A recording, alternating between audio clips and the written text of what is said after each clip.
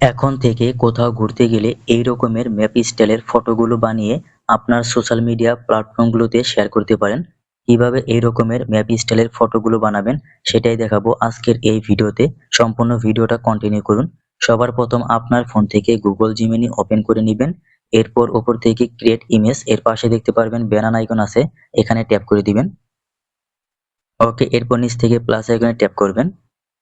এরপর গ্যালারি থেকে আপনার একটি ফটো আপনি সিলেক্ট করে দিবেন। ওকে, ফটো সিলেক্ট করা হয়ে গেলে ফটোর নিচে দেখতে পারবেন ডিসক্রাইব ইউর ইমেজ, এখানে আমাদেরকে প্রম্পট দিতে হবে। তো আমি প্রম্পট কপি করে রাখছি, এখানে পেস্ট করে দিলাম। তো আপনাদেরকে এই প্রম্পট আমি দিয়ে দিব। প্রম্পট পেয়ে যাবেন আমাদের ভিডিওর কমেন্ট সেকশনে। তো আপনারা প্রম্পট কপি করে এখানে পেস্ট করে দিবেন। এরপর নিচে দেখতে পারবেন স্টার্ট এবং ইন্ট আছে, এখানে আপনাদের লোকেশনটা আপনারা দিয়ে নেবেন। লোকেশনটা দেওয়া হয়ে গেলে এরপর নিচ থেকে সেন্ড আইকনে ট্যাপ করে দিবেন। ব্যাস, তাহলে কিছুক্ষণের মধ্যেই দেখতে পারবেন আপনাদের ফটো রেডি হয়ে যাবে।